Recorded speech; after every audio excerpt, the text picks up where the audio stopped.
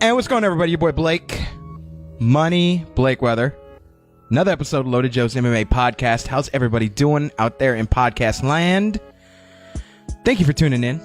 This is it's always a pleasure doing these episodes, especially around the Christmas season. Merry Christmas to everybody, and for some of our people, Happy Hanukkah. 'Tis the season, all that good stuff. We show love to everybody, but listen, name the fucking holiday. That's one thing that gets me. Just name the holidays. Just name it. Just name it. Don't say Happy Holiday. We all know what the fuck everybody talking about. Anyways, we're not gonna get into that. It's not the Happy Holidays JOES podcast. It's Loaded JOES. Shout out to all of our sponsors real quick. ZenSoapCo.com. Zen Soap. Z-E-N Soap. Soap for you to be at peace and stay clean.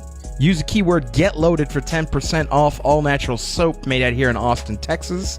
Go to the website. Go buy some last minute. They are shipping, especially if you're local to Texas. It'll get there right before, you get a stocking stuffer. Give it to your grandma, your grandpa. Sometimes old people smell funny. So you go give it to them for Christmas. You don't have to tell them why. ZenSoapCo.com. Also go check out Gear Athletes. GetGearWorldwide.com. That's the website. Please go check them out for all of your gear apparels in and out of the gym. Also go check out NOP Media. They do all of our graphics, all of our imaging. Without them, there is no us as far as it goes. So we thank them. NOP Media, go check them out. They're doing $100 deals if you're doing any video work throughout the month of December. So please go check them out. My guest today is I've known him for like a year. I met him almost like a year to the day. Awesome dude. I met him on the Party Shot podcast. We've stayed friends, and if anybody has heard this man, you know he has Dana White's phone number and Chris Weidman's phone number. You've heard him on my show. You've heard him on Around the Cage. It's my man Ian Parker. Ian, how you doing, my man? I feel so fresh and clean after that soap promo.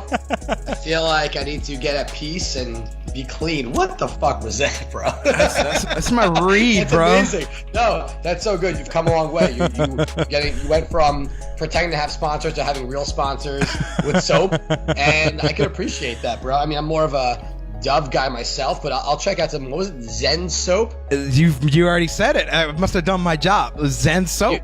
It's stuck in my head. The subliminal messaging is killing me right now. Go make sure you use the keyword GETLOADED. 10% off. Yeah. No, I want that 10% off. That's awesome.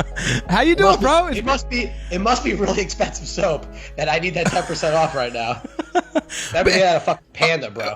But it's all natural soap. Like, listen, like I've not seen an all natural bar of soap like not be less than what, $6, $7. You know what I'm saying? I honestly, I don't know the last time I've heard of someone buying a bar of soap. Usually now it's more the body wash type of thing. But listen, teach their own. Those that are into the bar soaps, if it's $6, now it's $5.40. So you're killing it. Look at my man Ian with the math. Real quick, if you didn't know, it's because he celebrate Hanukkah. L'chaim to my man. Was it already Hanukkah? How does that work? I don't. You had 8 days to wish me happy Hanukkah, and on the 10th day of not Hanukkah is when you got at me. So we're good.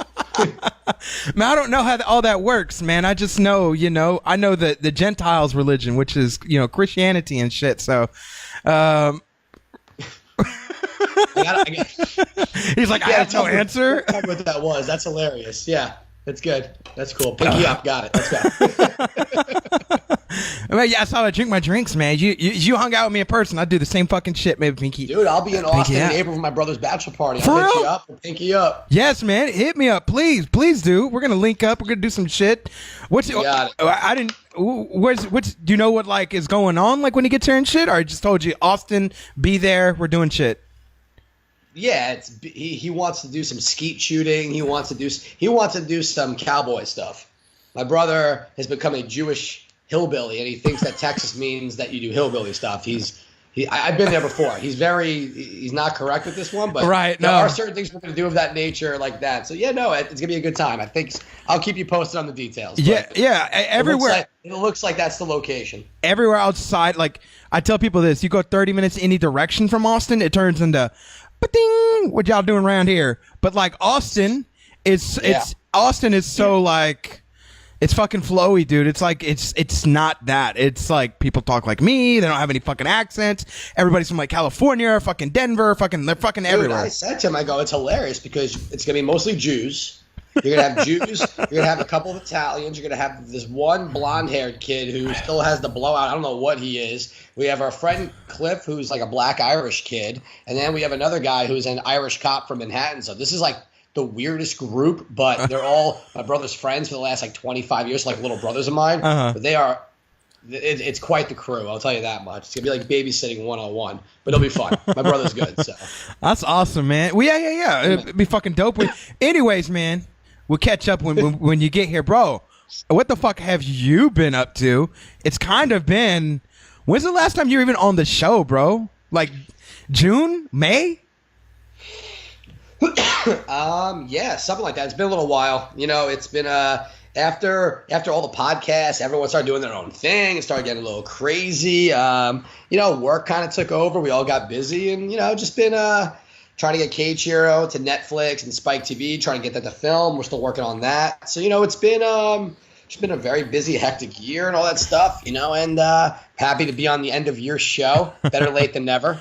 You know, we're gonna get this one to go viral with some of the shit I'm gonna say. You know how that goes. And yeah, I think the last time we actually were together on a podcast was that last Around the Cage episode. Oh yeah, that's right. That was a while back. Well, like that was on. I was on, you know, Loudmouth, but like the last time we had you here, you know, was different. I think it was the coughing episode.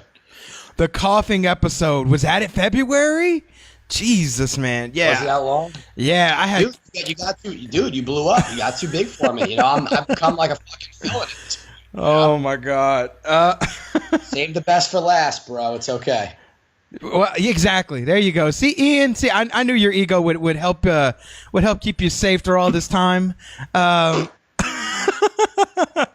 So what we're doing, I mean, there's not really a topic, but like it's end of the year, so like we can. I'm glad that you're here because I know you've been following MMA, what's been going on the scene. I don't want to do though, like, I just want this to be natural conversation. I don't want to be like, what is your fighter of the year and who is your third? I'm sure everything will come up. It'll come up naturally. But bro, it's the end of the year, man. And I mean, I wish we could do this like, you know, this happened to work out now, but like, I wish we could do this like right after the UFC on, you know, on December 30th, so that way we could have like a more accurate picture. But I mean, apart from one card, yeah, I think we have a good idea.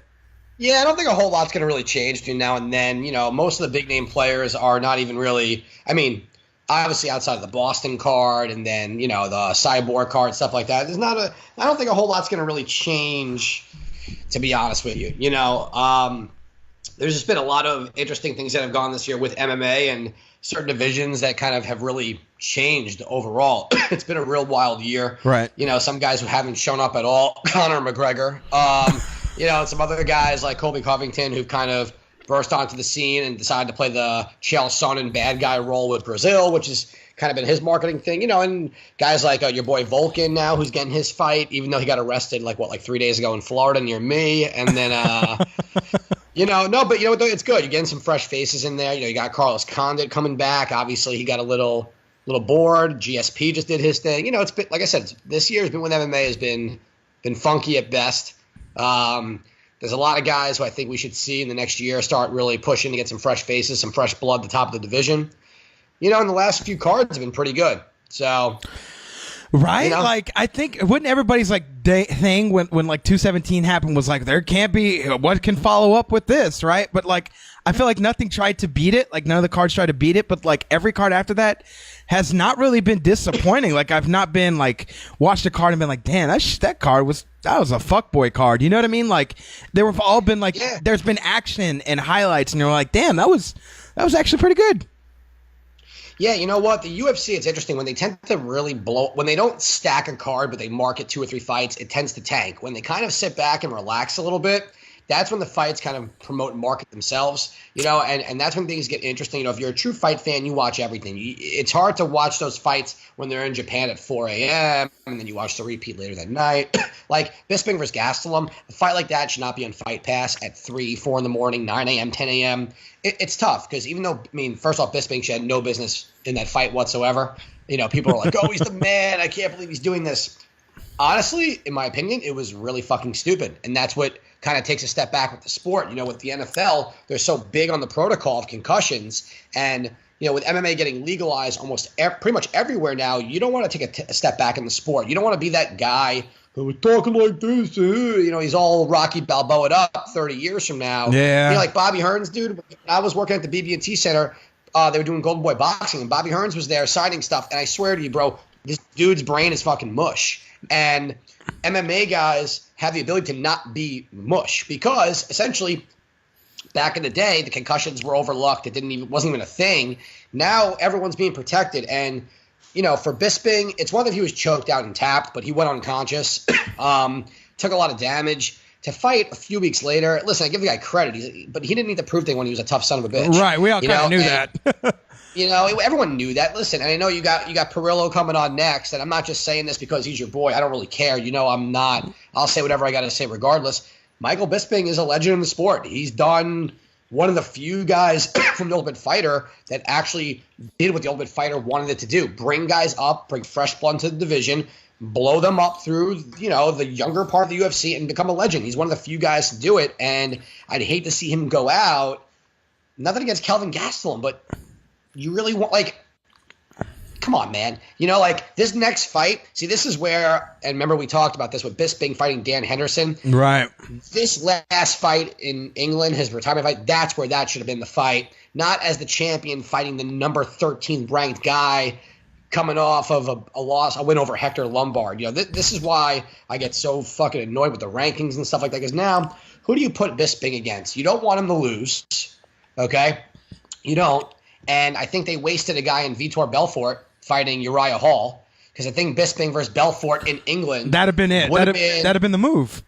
Would have been marketable. Bisping, it's a good name. No one would have questioned it. And Bisping could have won in England and gone out. Now, who are you going to in that division name wise? Can you get Bisping versus Lombard? Why? I know. You know what? You can. I think Lombard's fighting soon. If I'm correct, I think he's fighting. Oh no, he just fought Nate Marquardt, right? Right. He just beat Marquardt, or Anthony Smith. He lost to Anthony Smith in the third round. He's fighting. Oh yeah. Okay. That's what's going on. In my opinion, because here's what I could see happening. Somehow I could see, depending on when Weidman comes back from his injury, they're going to do Weidman Bisping in England.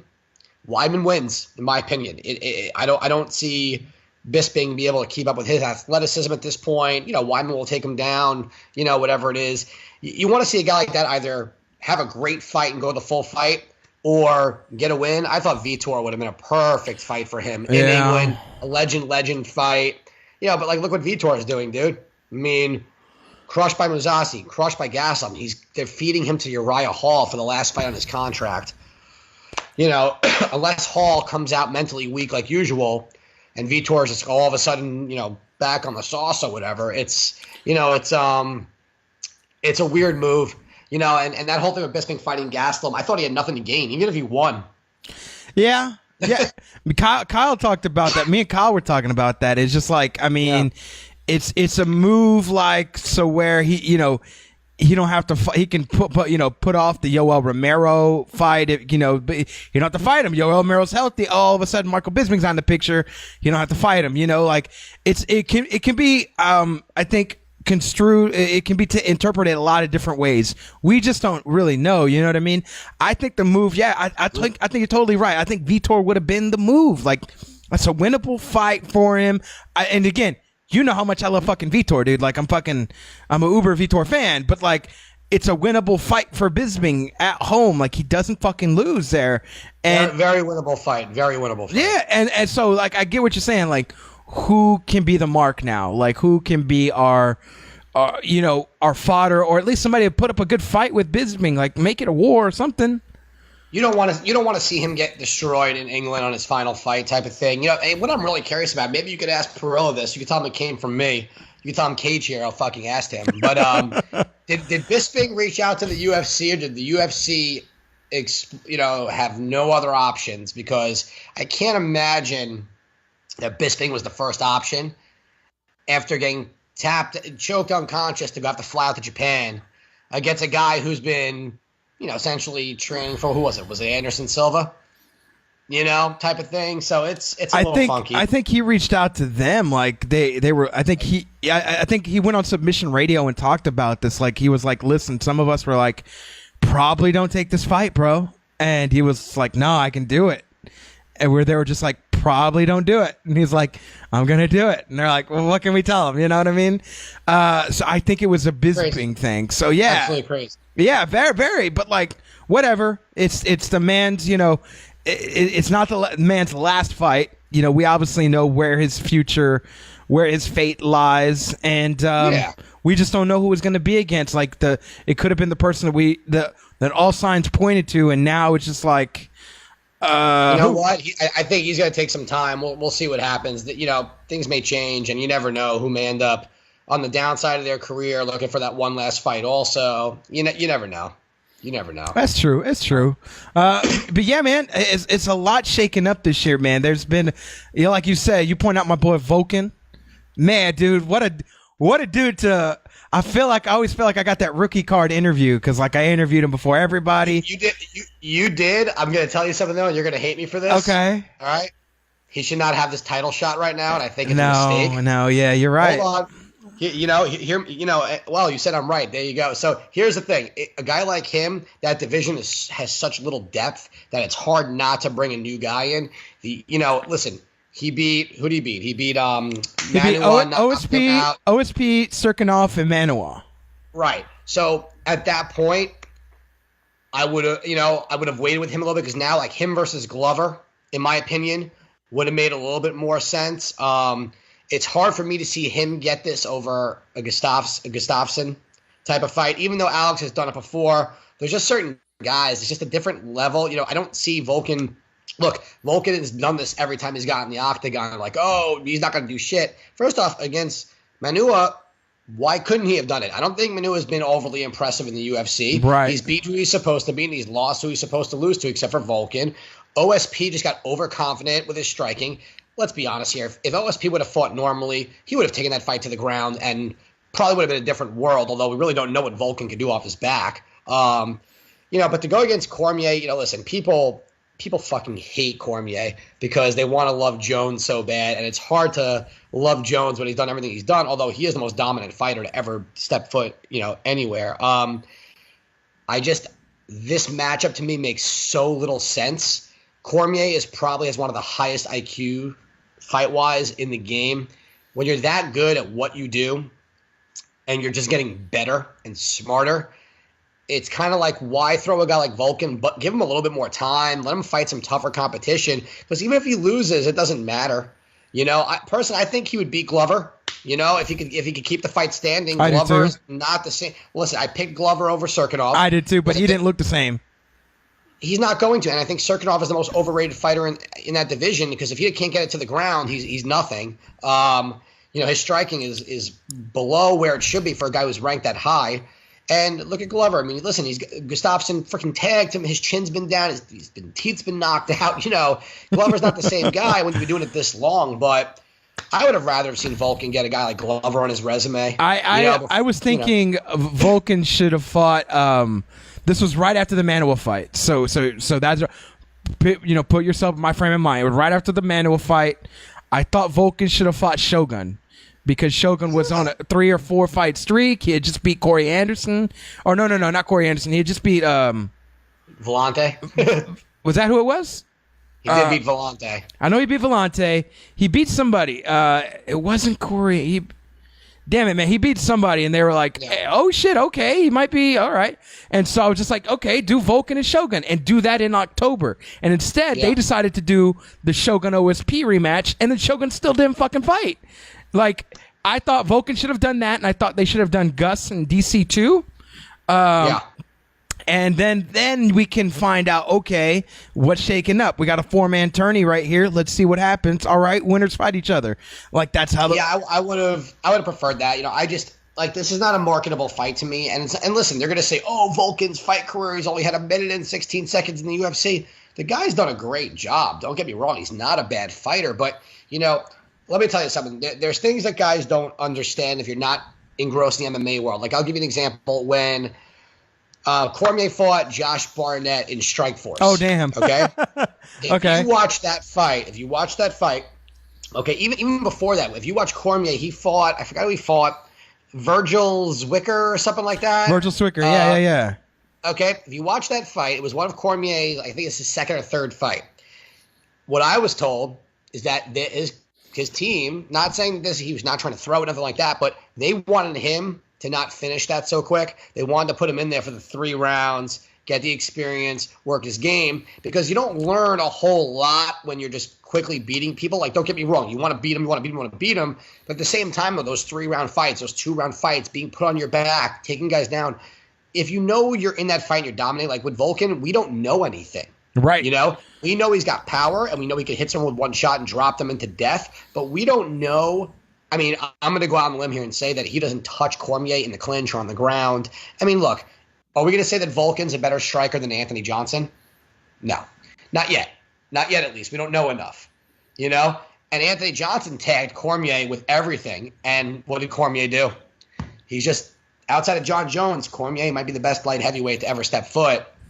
You know, and that's the type of stuff. It's like I said, it's really hard to market a fight like this. I think Volkan was just, I guess, the only option at the time, and Cormier wanted in. That's what it is. When you do stuff like that, though, it's hard. It's a really hard, you know, it's a hard fight to make. Listen, if Volkan knocks him out, fantastic, cool. Then you got a new guy at champ. That's cool. No problem with that. But Cormier's too smart. He's just too smart for this type of fight. The cool thing about Volkan is, okay, so we saw him in the OSP fight. It was split decision. We saw that he can go through some adversity on it. Everybody wants to say it was a 2-week notice. He didn't take the fight on 2-week notice. In fact, a week before that, he had a title shot at heavyweight in Titan FC. He could have been the heavyweight champion there. But anyways, he went over here, but he was training the whole time. The only thing is, you're fighting fucking OSP. Like, OSP's not a bad fighter, but for your first fight in there, it's like, okay, damn. But you're right. Outside of us knowing that he's a better, he can reverse clinch and he can edge out somebody like OSP and go through all that adversity. Like, we don't know a whole bunch of besides. He's got heavy hands. I get that. He trains with Anthony Johnson. That's really fucking good, right? Like, these are some pluses. The good thing is also with him, he's coming at a time where knockouts and highlights, they go fucking around social media everywhere and everybody fucking sees you. You know what I'm saying? And he's a draw for Europe. Like, there's so many groups I'm a member of on Facebook, and like all the European people are like, owes to God, Volkan owes to God. Like, they love him. You know what I mean? That's hilarious. So he's now, like, I've not seen that before. Like, but outside of Conor McGregor, I've not seen that. Like, of course, Gus. I told you, I totally get it. I just don't like it because I hate to see guys get rushed when he's a relatively young guy. Yeah. And I would just personally, the one thing I used to like more how the UFC was 3 to 5 years ago is that you needed to win 8, 9, 10 fights before you were even considered for a title shot, because the UFC back then, they had depth. The problem is there's so many more injuries now. There's so much more everything, and to give you an example, and this is how we could transition to this topic. I've been eager to get to this one with Colby Covington. All right. Yeah. Here's my thing with him. Let me start with this. I think he's a good fighter. He's not great. He's good. His striking is okay. His wrestling is very strong, good in the clinch, very strong for that weight class. His marketing, he's doing the Chael Sonnen thing. I think he did the whole Brazil thing in really poor taste. I don't think it's necessary to really thrash a country anymore. Look, you beat Damian Maia. Cool. It doesn't mean you get a title shot. Before that, it was Dong Young Kim. Okay. You know how many other guys are ahead of you that you should be fighting? Now, listen, he called out RDA. Good call out. But it would be stupid for Rafael Dos Anjos to take that fight. There's so many better fights for Dos Anjos. Listen, Dos Anjos just manhandled Robbie Lawler. Yeah. Okay? Covington's selling point was that Maia was the number 1 jiu-jitsu guy in 170, and he fought for a title at 185. So that's why he should be fighting RDA in a title eliminator fight. We're forgetting, though, that RDA just beat a guy who fought for the middleweight title in Strikeforce and who has fought for middleweight titles everywhere, was an icon or something like that. And then Robbie Lawler, let's not forget, not too long ago, he was the dominant 170-pound welterweight champion of the UFC. RDA was also the dominant 155-pound champion of the UFC. Right. Not many guys have jumped up a weight class. Damian comes down, RDA went up. And what he did to Lawler is, James Lynch and I spoke about this, I took RDA. I was strong on RDA in that fight. I felt like it was a bad matchup for Robbie. And, RDA just looked perfect.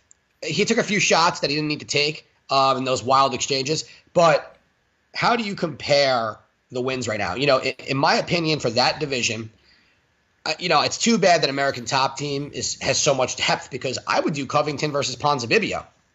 Okay?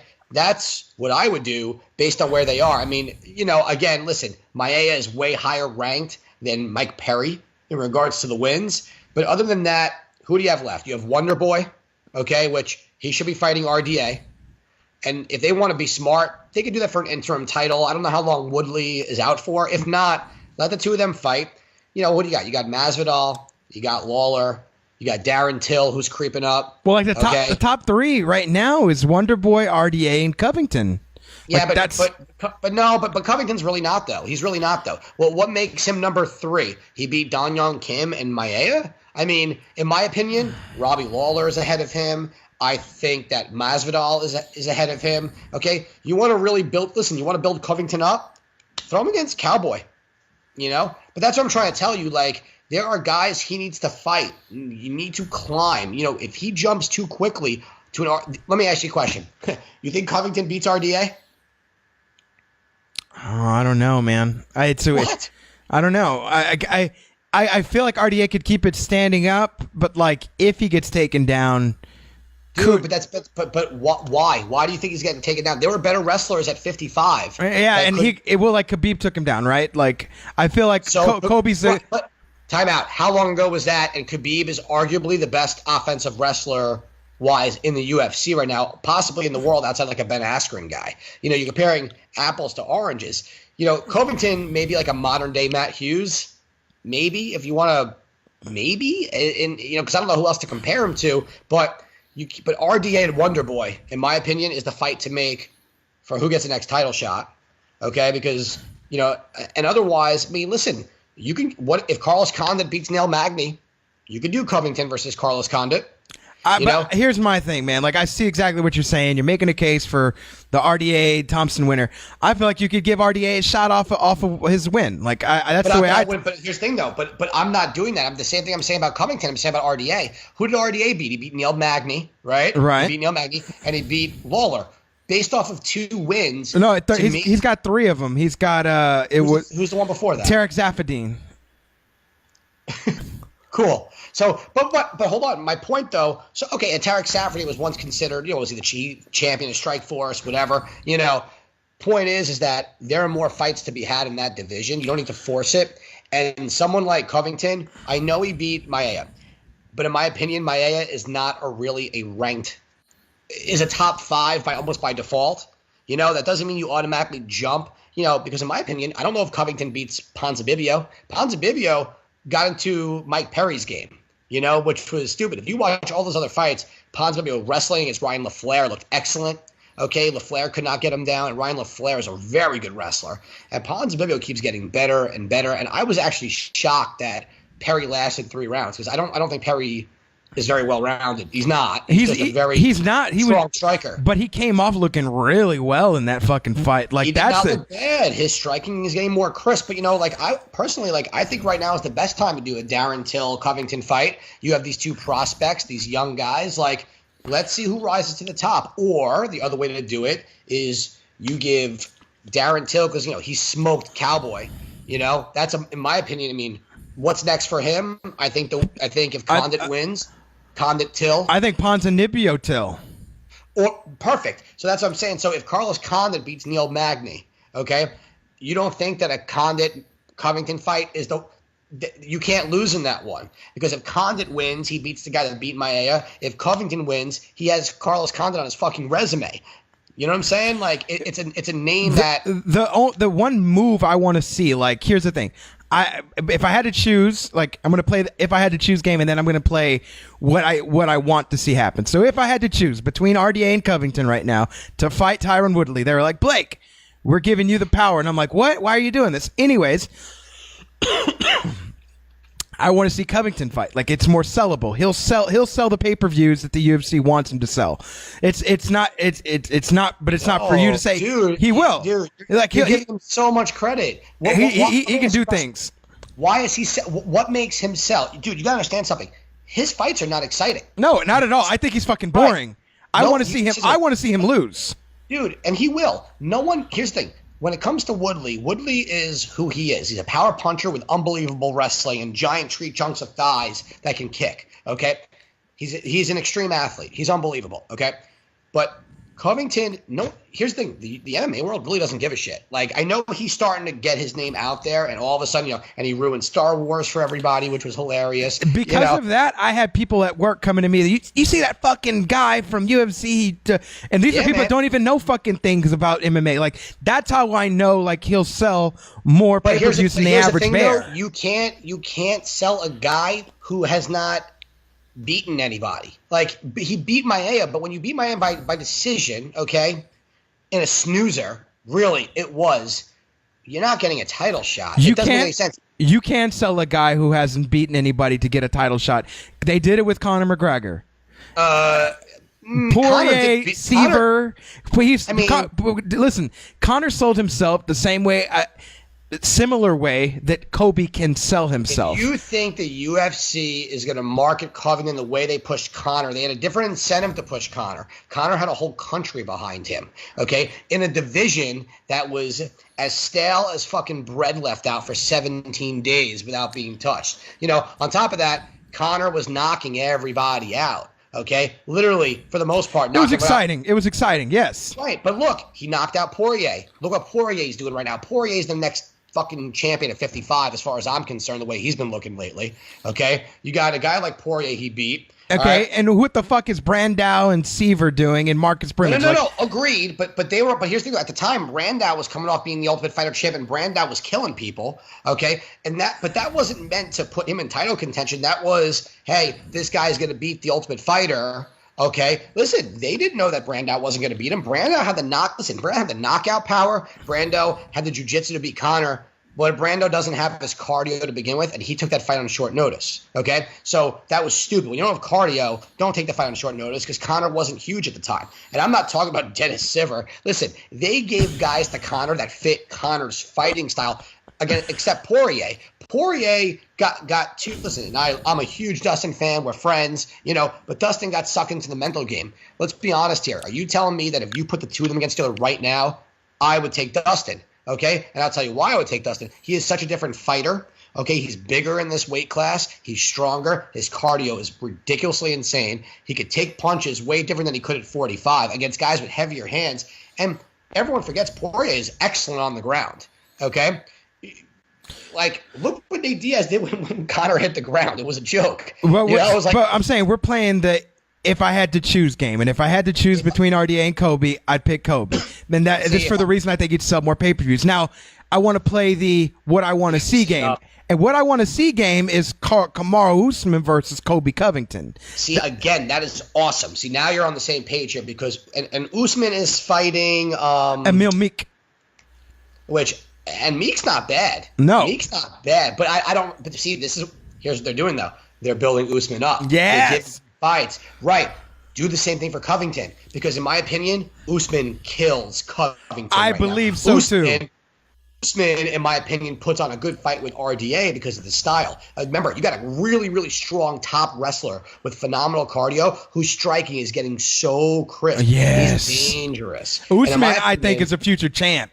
Right, 100%. So here's what I'm saying. Covington you don't need to rush Covington, because, listen, this is what's saving that division from being boring. This is what's saving that division from being the GSP, the Koscheck era, where it was the repeated fights, okay? It's guys like Covington. It's guys like Darren Till. It's guys like, who you just said, Usman. 3 new guys that you could throw into the top 8 right now just to play it safe against guys like Condit, Cowboy Cerrone, George Masvidal, where they're winnable fights against really tough legend guys that could still compete. Yeah. You know, like Mike Perry. I mean, even Ponzinibbio.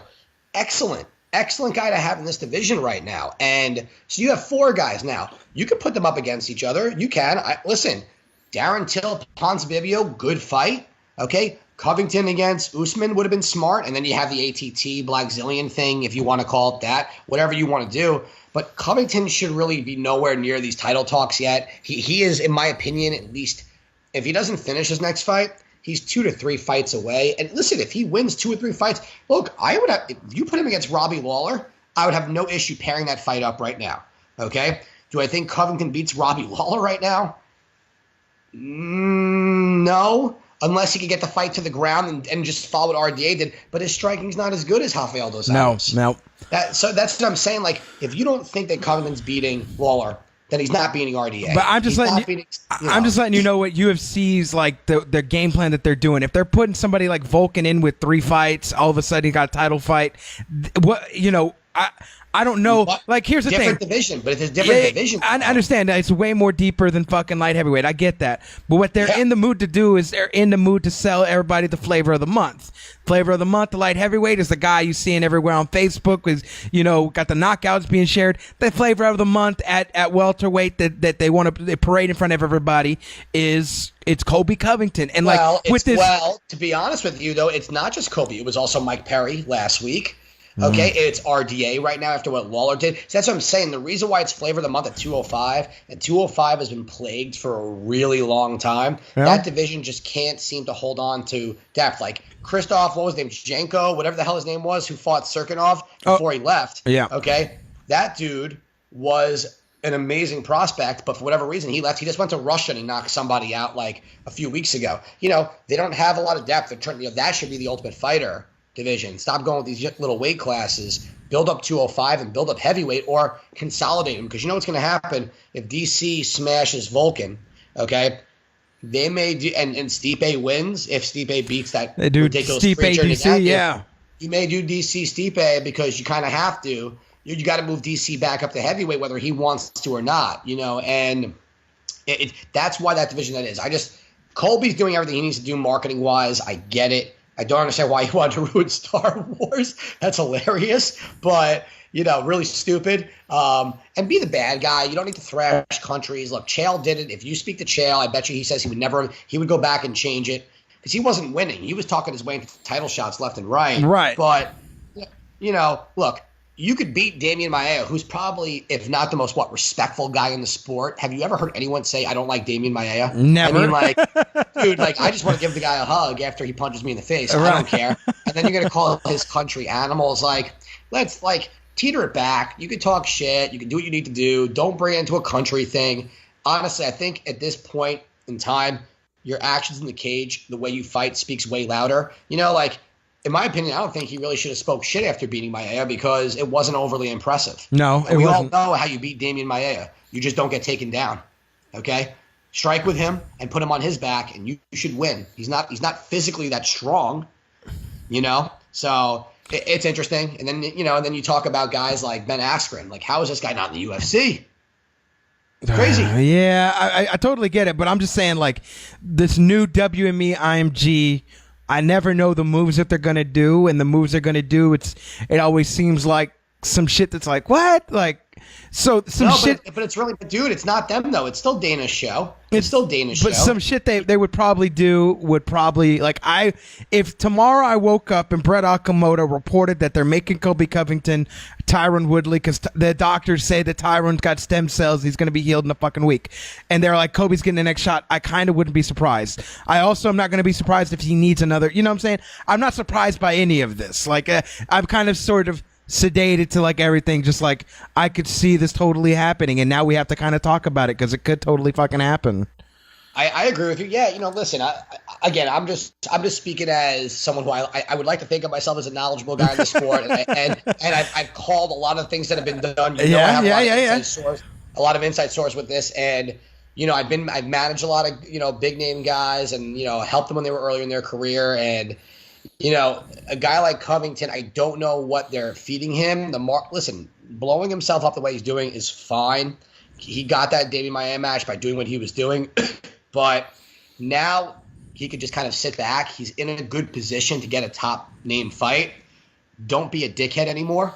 Now really hone in on your skills and show everyone why you are where you are, not because you called Brazil a bunch of filthy animals, which we know is not true. And the worst part is that you talk shit after you're beating a guy who everyone loves in this sport. Like David Maia probably even gave him a hug after he said it and said, "Oh, I know you're just being whatever," but he's got to kind of take a deep breath, stop being an asshole, and you're not getting the RDA fight. I hope you don't get the RDA fight because I just don't want to see him get crushed. I don't want to see him lose to someone like that, because then but here's what happens. Then it shows that a guy like that doesn't deserve to be there yet. And then it just slows up his progression, because you know what that does to you mentally, man?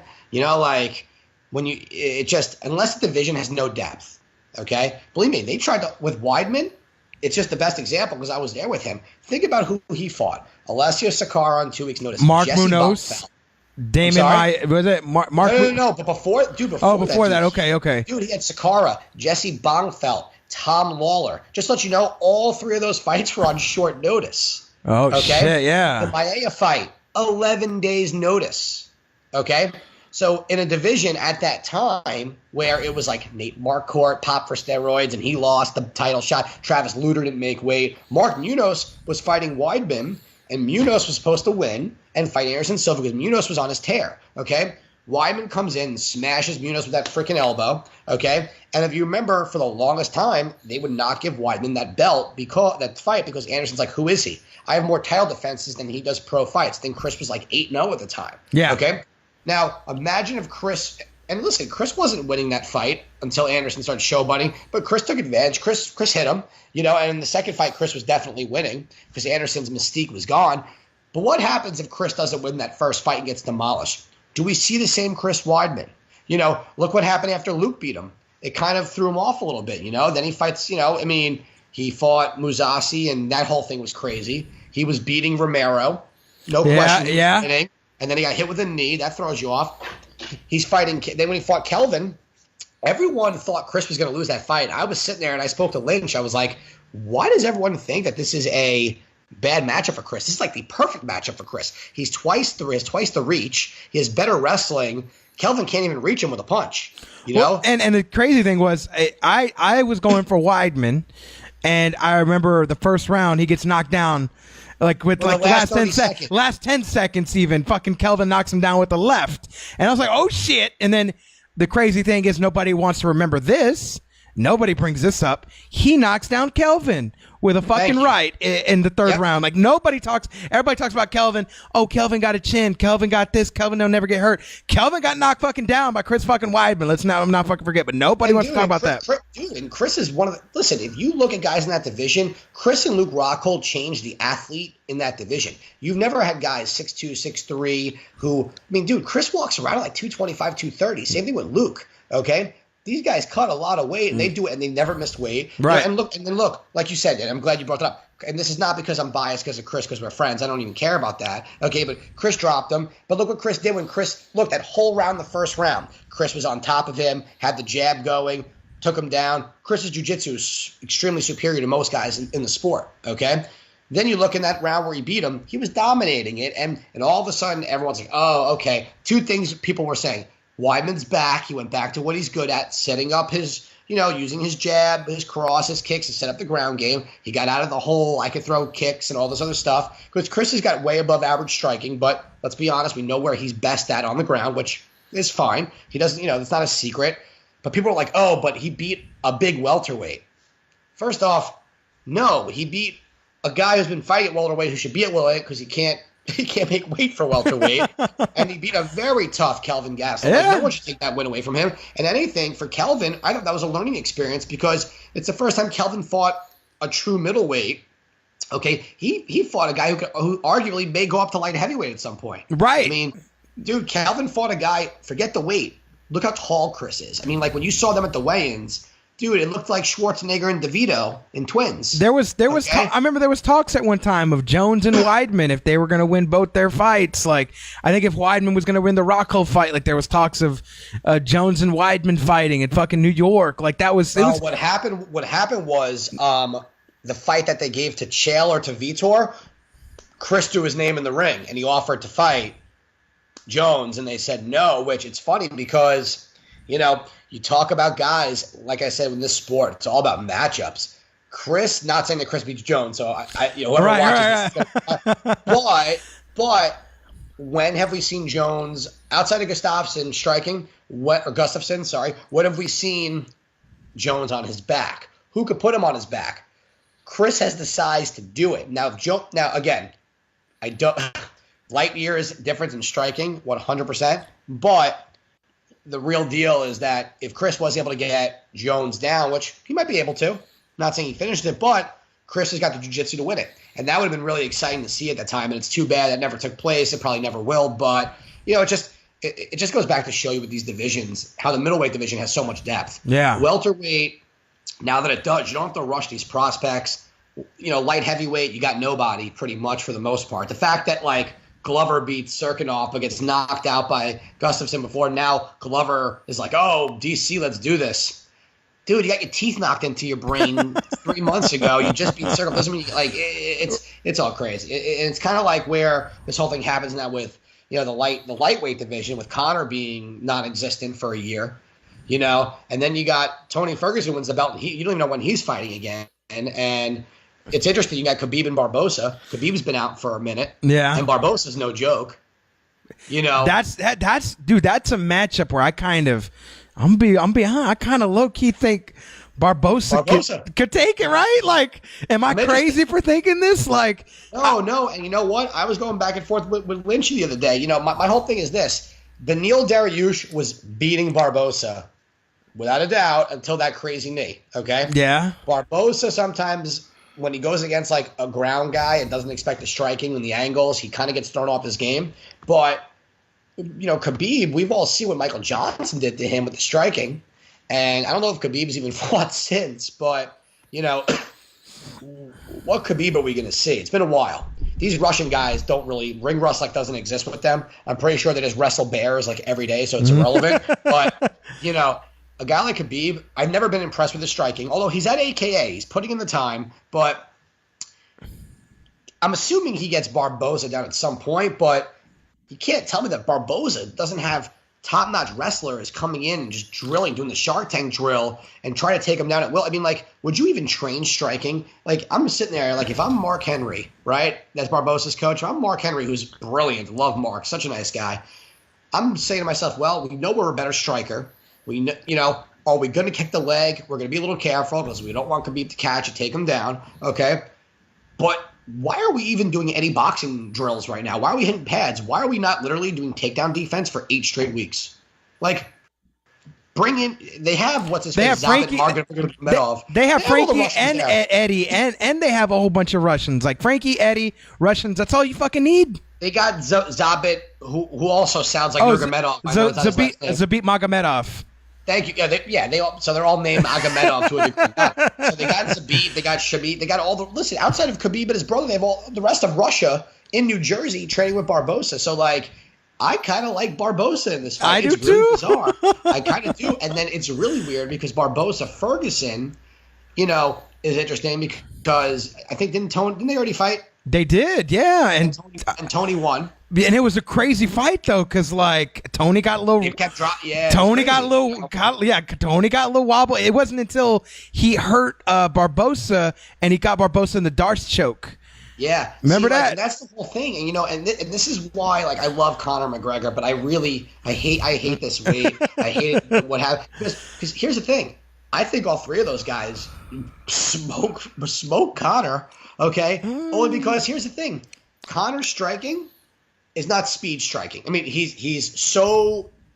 I mean, listen, his accuracy is unbelievable. Okay, but these guys are all high level IQ fight. Like Khabib takes Conor down, Conor's not getting back up. That's one. Tony, if he's smart, doesn't get into a stupid wheel kick game, could take Conor down to the same thing. And then you have Barbosa. Very few guys are. I mean, Conor's not taking Barbosa down. And Barbosa could work his kicks in that fight. The only thing that scares me about Barbosa is a gust of wind knocks him out. Like that's 100%. 100%. Conor lands a jab, like doesn't even have to be hard. Like he doesn't even throw jabs. Dude, like it's has Conor fought anyone who kicks like Barboza? Hell no. Jose Aldo didn't even get a chance to do it. Right. No. And listen, and I wish that we would have saw that rematch too, because I think you would have seen a different fight. But in my opinion, if I'm Conor, and I know this will never happen, but I would actually go back to 45, okay, and I'd fight Holloway. Even though I think Holloway is unstoppable right now. I don't think anyone in that division touches him. I think Holloway goes to 55. I do too, wins yeah. a belt. Okay, I think Holloway is that good. Remember last time we spoke, I said he's the most progressed fighter in the world right now. Okay, like he just keeps getting better and better and better. It's unbelievable what he's doing. And Aldo really actually had rounds on him, but Holloway's cardio is he's just on a different level. Conor needs to get back. He said he's fighting in MMA next. I think a Holloway fight at 55 would be sick. Yeah. I think it really would be, because at 45 right now, you have Frankie, but you don't know how long he's going to be out for. All right. You got Brian Ortega, who just smoked Covey, which I was pretty shocked about. Yeah, man. Chad Mendez should be back relatively soon, from what I understand. Clay Guida's having a resurge of his career, which is awesome to see. So you don't have to rush Holloway into a 45 fight anytime soon just to do it, But, man, it sucks not having Conor there. I want to see this guy to fight more than once a year. It kind of, in my opinion, it kind of takes away from this legend that is Conor McGregor. Him beating Eddie Alvarez was amazing. Eddie's no joke, okay? But to not do anything since, And please don't say to me, him and Diaz 3. I don't want to give Nate Diaz anything he's asking for, because that dude should not be getting paid $15 million, okay? He should not walk into a title fight. All right, if I'm the UFC, you want to do something cool, do Nate Diaz versus, I don't give a shit, someone else at 55.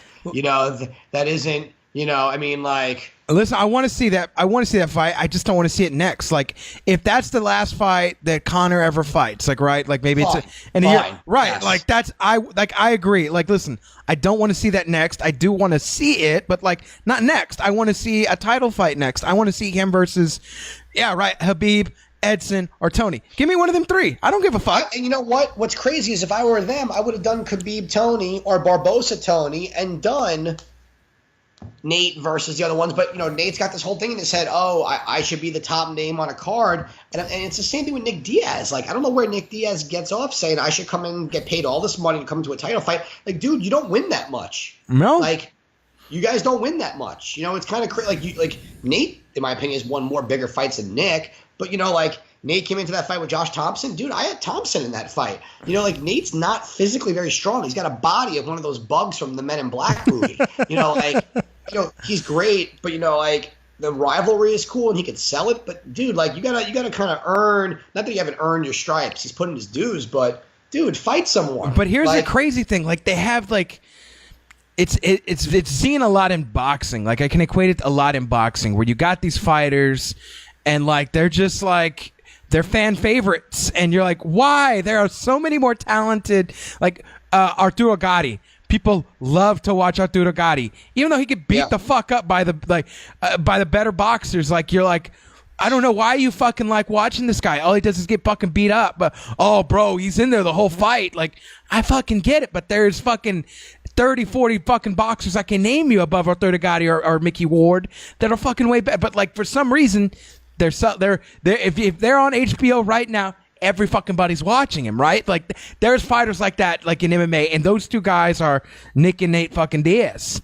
I don't fucking get Diaz, it. Nate Diaz right now. You ready? If you told me that Nate Diaz was going to come in and fight Eddie Alvarez or Dustin Poirier, I'd say fine. Okay. I'm okay with that one. Or if you want to be really snoozy, throw him in with freaking Gaethje. Yeah. I think that's a fucking great fight. Great fight. And what's wrong? The Eddie Alvarez, I heard him and Nate Diaz were originally booked or something like that. The thing is, what is Nate looking for? Nate wants Conor because he knows if he fights Conor, he will get paid $2, $3, $4, $5 million. Fine. But unless Conor's not the champ, I don't want to see that fight. I don't really care. You've seen both versions of what happens. You saw a 5-round war and you saw a finish. What else do you need? Right. You don't really need it. Listen, if Conor came back and let's say Khabib beats fucking Barbosa. And let's say they do Tony versus Conor, which I'm guessing they're going to do based on Conor's comments, okay? If Conor gets by Tony, I don't think he will. I'm just saying this right now because of the time off, and I think Tony is something special. I think people kind of ignore and see just because he takes a little bit too much damage sometimes, but his cardio is so insane. He's extremely well-rounded, and I think Conor is not as well-rounded with wrestling and jiu-jitsu, but whatever. Let's say Conor runs the table, okay? I want to see Nate run a table. Okay, I'd rather see Poirier get a rematch with Conor after what he's been doing and rewarded than bringing Nate. The UFC doesn't need Nate Diaz. Okay, no. They don't need Nick Diaz. See, like Nick Diaz could come in right now and fight Colby Covington, and they could talk about slapping each other, and you could market something. Okay, but the Diaz brothers need to kind of understand they are legends of the sport. Their name is there, but you're also being known as guys that say you deserve this, but you're not actually fighting.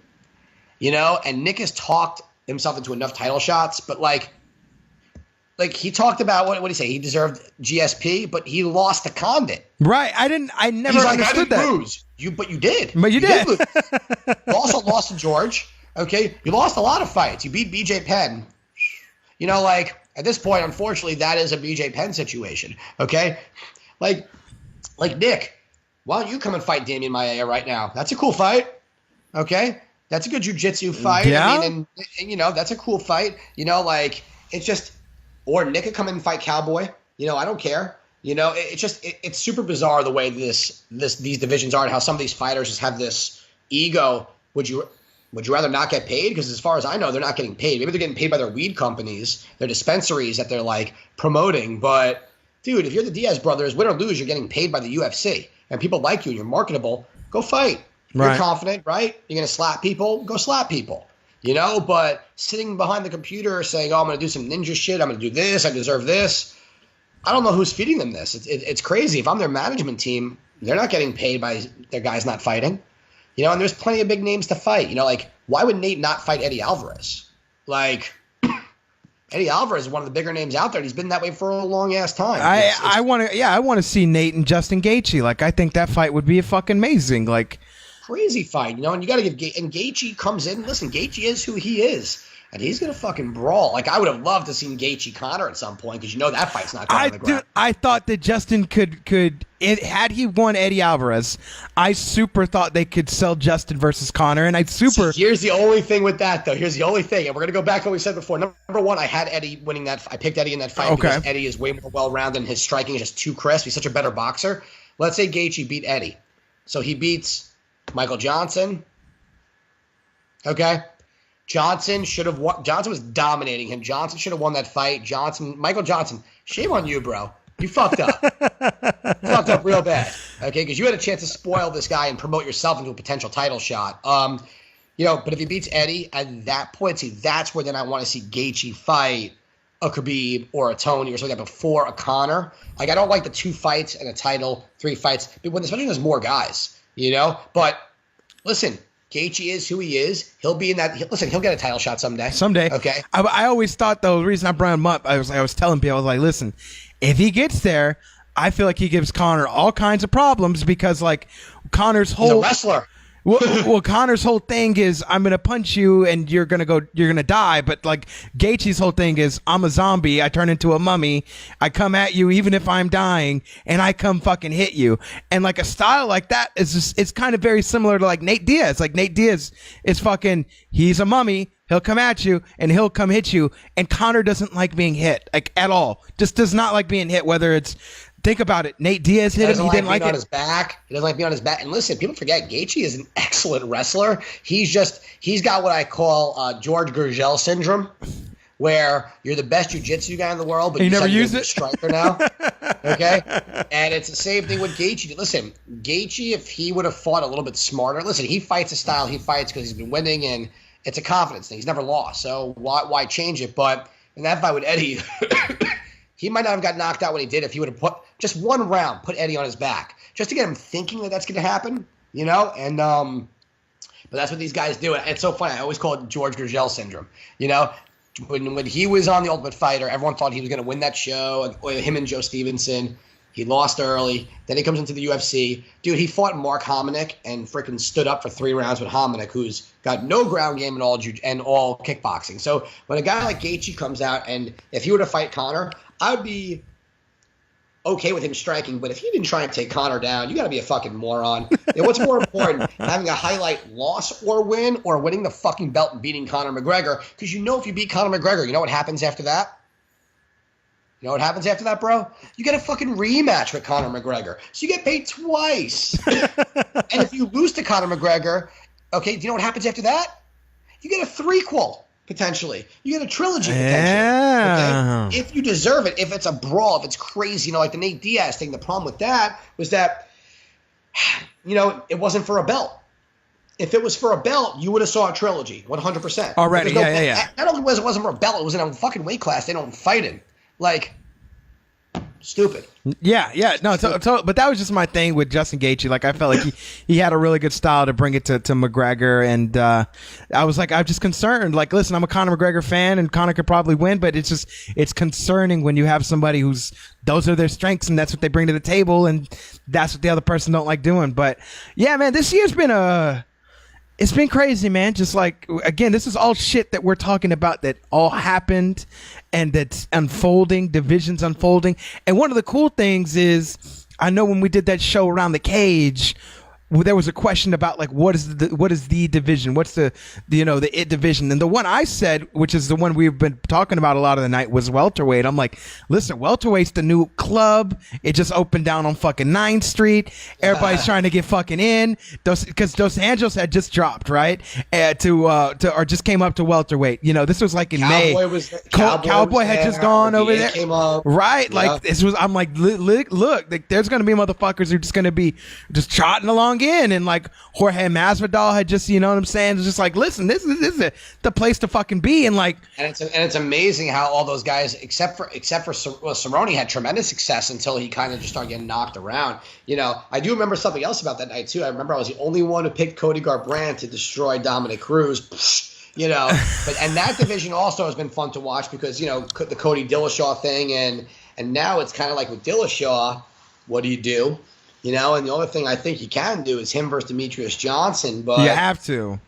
You have to, because you got to wait for that division to really unfold. You got Jimmy Rivera versus Lineker. Caraway is shelved. Marlon Moraes, just what he did to Aljo is bonkers. I'd want to see Marlon Moraes and if and I want to see him take a break, but I want to see him and Dominic Cruz.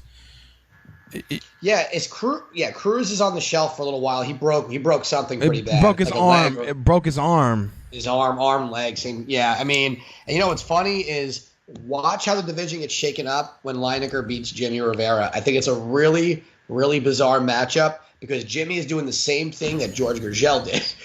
Jimmy is now turning these fights into striking fights instead of utilizing his wrestling. And the thing with Lineker is getting better and better at takedown defense. Now, when he gets taken down, he still has good jiu-jitsu, but he's not subbing any. He's not.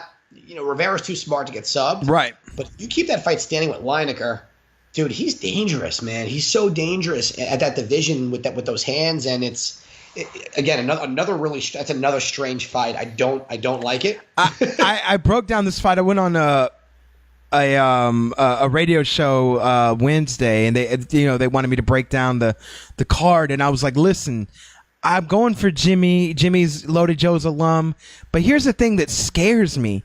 Jimmy got dropped in the Thomas Almeida fight. Nobody want. I swear to God, people have fucking selective memory. And this was the same fucking card. Right? This was the same card that your boy Weidman got, dropped, and then dropped fucking Kelvin. Because I think this was like the co-main event or some shit like that. Anyways, Jimmy got dropped in the first fucking round with Thomas Almeida. By Almeida. Because he wanted to play I'm a striker in the pocket with you. And Thomas Almeida said, oh, you want to play that game? We done got nowhere to go. We're here in the pocket. Let's play. And drops fucking Jimmy Rivera. And Jimmy Rivera like discombobulated in that first round. And then he wins the other 2 rounds by finally realizing he's an MMA fighter and can use wrestling. You know what I'm saying? Dude, and that's the thing. And Lineker does that to people. And listen, if you can't get him down, you're forced to box with him. That's in that weight class is tough. I don't think personally. I thought the Caraway fight was better. Him and Rivera are way more similar in their styles, so that would have been interesting, But see, now it's interesting because Marlon Moraes, who does he fight next? Now that Cruz is injured, him versus Rivera, they don't like each other, apparently. I didn't know that there was a beef thing with them. So if Rivera wins, I think Moraes versus Rivera is your title eliminator right there, and then you have Caraway, Cruz maybe on the way back. I know Dominic's not going to be too thrilled with that, but he's got to win something to come back. And then, you're going to do Demetrius Johnson, and that's the thing with Demetrius Johnson, bro. Like, I hate that he doesn't fight a lot because they don't have anyone for him to fight. Like, who else is in that division? They got Ben Wynn, right? Is that the only other guy the guy who just smoked Tim Elliott recently? Thing? Oh, yeah. That was him. That was Ben Wynn. Yeah, I don't know when he's fighting next. And otherwise, you don't hear about that division. So, you got to bring Demetrius up at this point. Let him fight TJ. Interesting fight, and then go from there. People forget that Demetrius Johnson went 5 rounds with Dominic Cruz, at that weight class. I wouldn't mind seeing Demetrius. Listen, if Demetrius is worried about losing, I think it's silly. There's no shame in losing to TJ or Cody Garbrandt or anything like that. It's kind of crazy. And does Cody Garbrandt have a rematch clause? I don't know what's going on with these title fights, but I don't think he should if he didn't really win one title defense. No. It's just I'd want to see him fight the loser of Rivera Lineker. Yeah, because I feel like he matches up well with either one. Like he could do well against either one, and either one could do well against him. I think you know what, you can do that, or you could have him fight Aljamain Sterling if you want to. Yeah. You could, but I mean, I don't know if Aljo is there in the rankings enough to get a fight with Cody after losing to Moraes, or you could do whoever loses. I mean, yeah, see that division, you have options at least. It's more fun, and then you got guys like Dustin Poirier, who Eddie Alvarez said it would be a step back if he fought Dustin in the rematch. What's funny is I wrote on Twitter, I think it's the other way around. I think it's a step back for Dustin if he fights Eddie Alvarez based on what he just did to Anthony Pettis. It fucked him up, man. Killed him. But if you want to make that rematch because you got no one else there right now, that's fine. I mean, Dustin and him already had the fight, and Dustin was winning, and it got stopped. Whatever it was a little weird. But I think it's weird when guys say that it's a step back. just admit you don't want that fight. You didn't like the way it went. Blah blah blah. Yeah, it's all kinds of crazy, man. But this year's really shaking up, and we kind of saw some different shit. I don't think nobody really expected if you were to ask us last year. Of the Ngannou? Year of the Ngannou? Does he beat Stipe? Oof. I'm on the Ngannou hype train. He can do whatever the fuck he wants. I've got my dashiki in the mail. I'm just, what I'm saying? Like, I'm all kinds of ready to get in there with it. But man, I just want to, I know we're kind of wrapping up, so I want you just to tell me, either memorable moment, like a memorable fight moment, something that stuck with you from this year. You're like, I'm not going to forget this.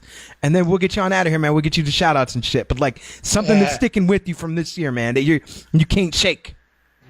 Sure. No, there's a bunch of stuff. I think the rise in Ngannou is awesome. It gives finally someone different in the heavyweight division to watch fight. Guys like Ware Doom, you see what happens when they fight guys that aren't ready, like the Martin Tabura fight and the Walt Harris fight, which we knew wasn't supposed to happen anyway. Guys like Ware Doom will always float around the top. It's nice to see Ngannou, a new guy, the hype, everything, earn the shot by that shot on Overeem was like, I don't think I've ever seen a head snap back before. It's crazy. He really has everything. Now the question is, Stipe is another high IQ. Listen, these wrestlers are all high IQ. Yeah. Okay? You got to be when you wrestle. You can't be a dumb wrestler. It just doesn't work. People, even though they look, got the ears, all that stuff, you may look dumb. They ain't dumb, bro. They're super smart and they're intelligent. I'm curious to see if Stipe is able to get him to the ground. Because if he does Ngannou have anything off his back? Who the hell knows? Who knows? Because in that division, outside of Ware Doom and Kane, not many guys can fight off their back. Overeem is not bad, but he's not great. It's nothing crazy. It's just like you watch when a guy like Ware Doom takes you to the ground. They don't move like that on the ground. He does.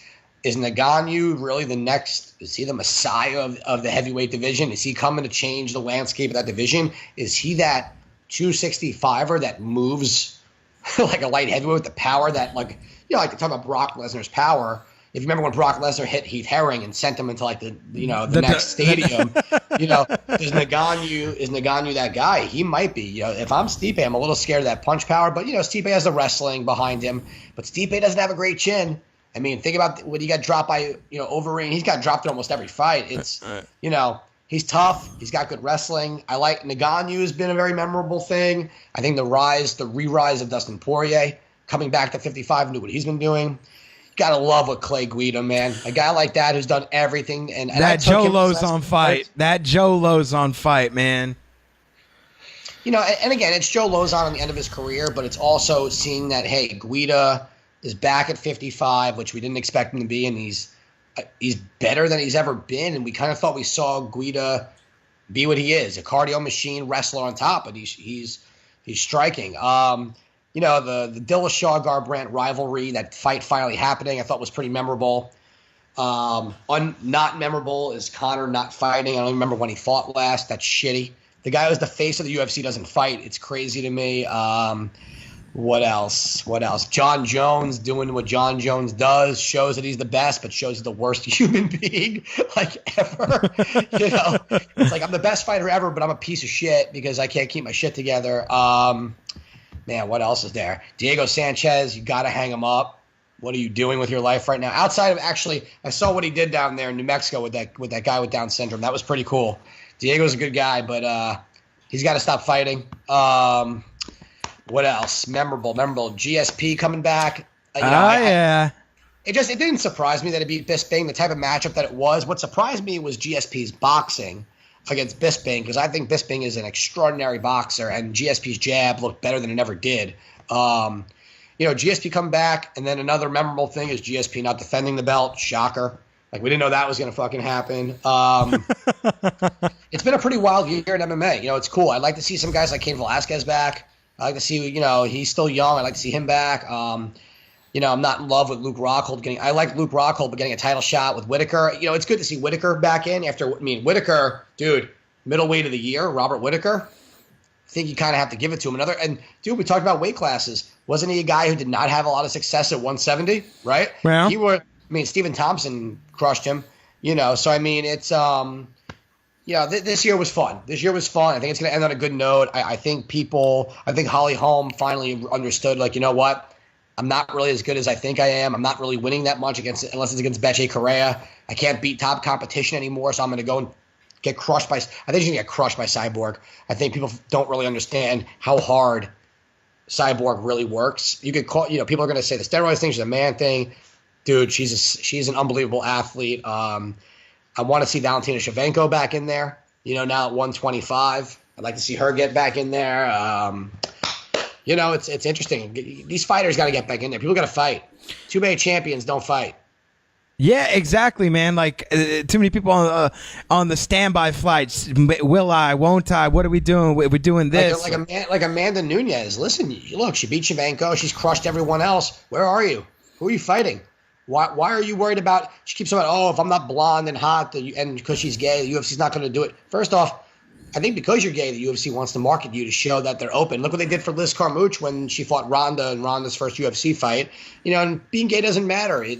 Listen, you're a top athlete. Who cares what you look like at this point? My whole thing is go on fucking Ellen. Do you know how supportive Ellen would be if right. and no fucking, like, I don't mean this any derogatory way. It's fun. It's really funny if you think about it. Like, nobody's thought about doing it. But I'm like, you put Amanda fucking Nunes. Harley, get fucking over here. You put Amanda Nunes on fucking Ellen.